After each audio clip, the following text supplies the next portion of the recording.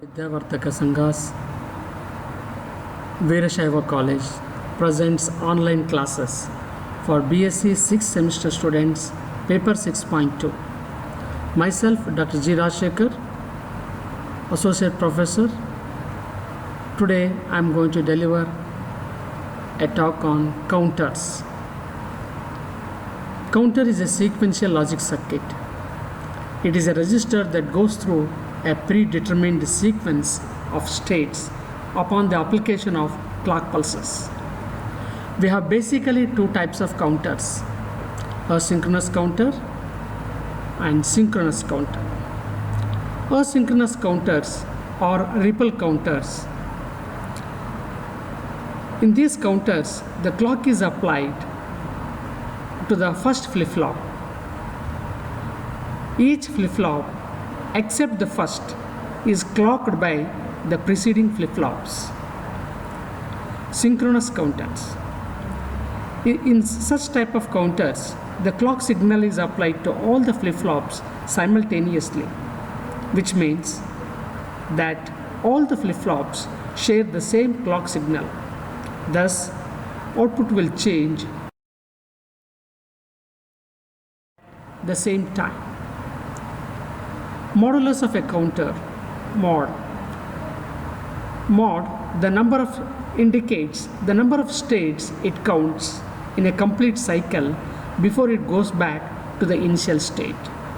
Thus, the number of flip-flops used depends on the mod of the counter. That is, mod 4 uses 2 flip-flops. That is 2-bit counter, where 2 to the power 2 is equal to 4 indicates the total number of states that the counter will have to proceed before it comes back to the original state. Similarly, we have mod 8 counter, which uses 3 flip-flops, that is 2 to the power 3 is equal to 8.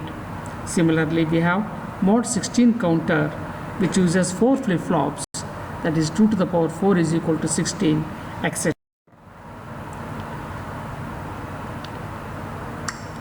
A 4-bit ripple counter or asynchronous counter or up counter. A 2-bit asynchronous counter is shown on the left. The 2 flip-flops are negative edge triggered JK inputs of both the flip-flops are tied together to logic 1 state so that they toggle at each NT of the clock. The external clock is connected to the clock input of the first flip-flop FFO only. So, FF0 flip-flop changes state with each falling edge of the clock pulse, but FF1 changes only when triggered by the falling edge of the Q output of FFO. Note that for simplicity, the transition of Q0, Q1 and the clock in the timing diagram above are shown as simultaneous, even though this is an asynchronous counter. Actually, there is a small time delay between the clock Q0 and Q1 transitions. Observe the timing diagrams. We see that initially all the flip-flops are cleared.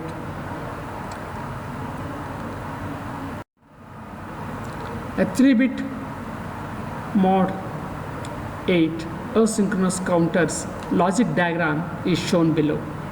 JK inputs of flip-flops A, B and C are tied to the logic 1 so that flip-flop A toggles on NT of each clock pulse. Output of flip-flop A is fed as clock to flip-flop B. So flip-flop B toggles on NT of the clock, that is negative transition of the clock.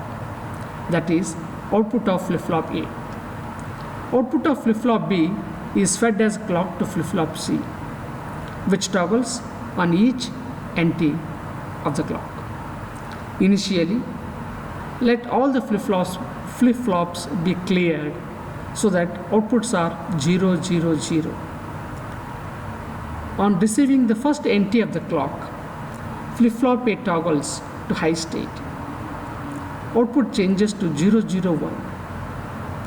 At the second entry of the clock, flip-flop A toggles back to 0 and flip-flop B toggles to 1.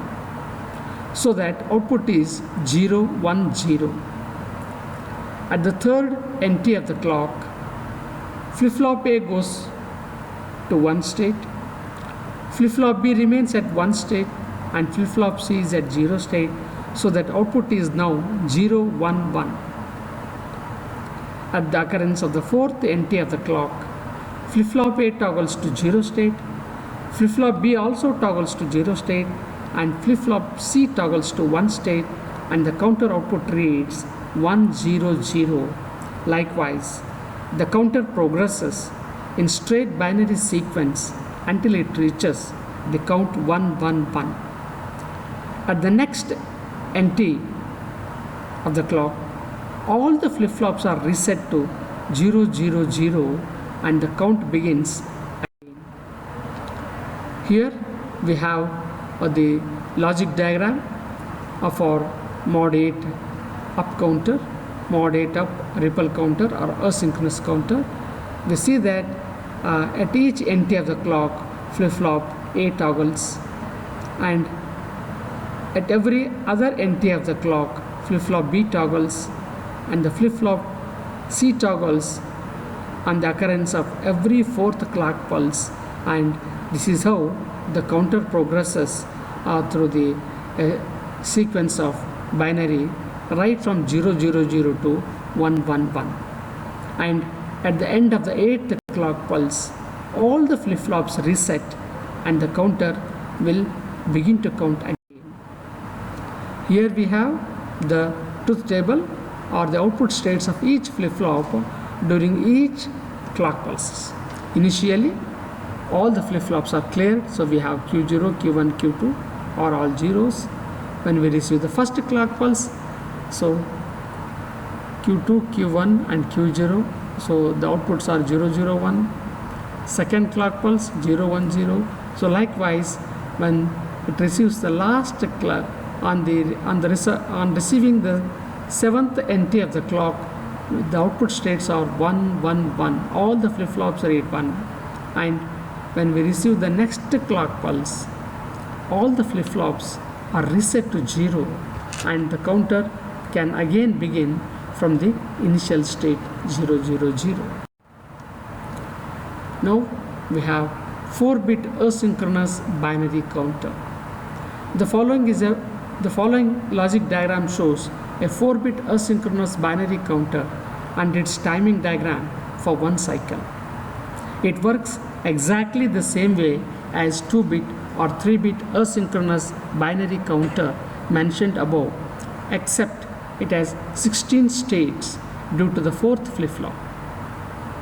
Flip-flop FF0, FF1, FF2 and FF3 are all negative edge triggered JK inputs.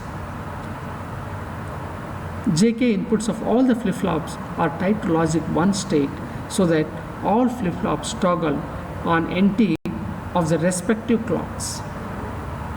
The logic diagram of a 4-bit ripple counter and the timing diagrams of each flip-flops are shown. Flip-flop goes on changing state, and we have the counter begins starting from 0, 0, 0, and it progresses through straight binary sequence until it reaches the count 1, 1, 1, 1.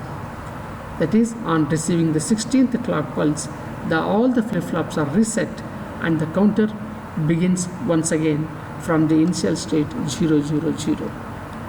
This is how the 4-bit binary counter works. So this is also called as mod 16 ripple counter or asynchronous. Asynchronous decade counters. The binary counters previously introduced have 2 to the power n states, but counters with states less than this number are also possible. They are designed to have the number of states in their sequences, which are called truncated sequences. These sequences are achieved by forcing the counter to recycle or reset before going through all of its normal states. A common modulus for counters with truncated sequences is mod 10 counter. A counter with 10 states in its sequence, and it's called as a decade counter. The logic circuit below is an implementation of the decade counter. Here we see that we have 4 flip-flops. Here also it is cascaded. The output of one is fed as input to the next clock pulse, and so on. Here the procedure for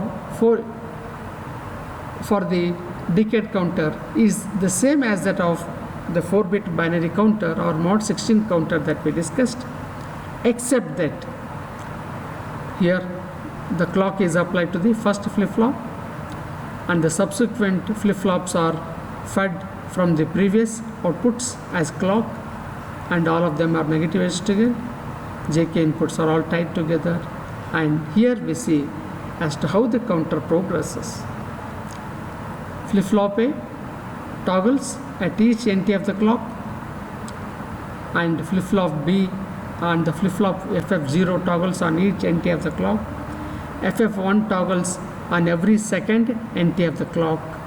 Similarly, FF3 toggles on every fourth NT of the clock, and this goes on.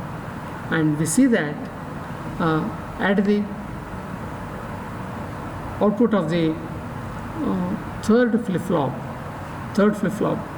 we have one single pulse here. At the output of the third flip-flop, we see that the third flip-flop has a single pulse, and that gets terminated at the count of 10. At the 10th NT of the clock, it gets terminated. Here we have an NAND gate. We see that the counter progresses in a binary sequence right from 0000 up to 1001, that is the 9th pulse, that is the 9th decimal number, that is the 10th state, and immediately after the 9, the flip-flop, the counter progresses to 1010, that is 10 binary number, and as and when the flip-flop, the counter receives this 1010, we see that the third and the first flip-flop are having 1 outputs, and the 2 1 outputs are connected to the NAND gate, and the output of the NAND gate goes to the clear inputs of all the flip-flops. So as and when the counter reaches the count 9 and then progresses to the 10th, immediately all the flip-flops are cleared and we get 000. So this is how the mod 10 counter or the decade counter works. On receiving the 10th clock pulse, all flip-flops are reset and counter once again begins to count from 000. So these are called truncated outputs. Here the counter is forced to shut down, forced to reset to 0 immediately after reaching the predetermined count, like it could be mod 10 counter, mod 12 counter, whichever is value less than 16. So the counter is forced to shut down because at that point the clear input from the NAND gate goes to all the flip-flops and it clears the counter to 000 value, and this is how mod 10 counter and any other modified counters, it could be mod 6, mod 8, mod 10, mod 12, any truncated count can be obtained using this procedure. Thank you. Your feedback and suggestions are most welcome. Thank you.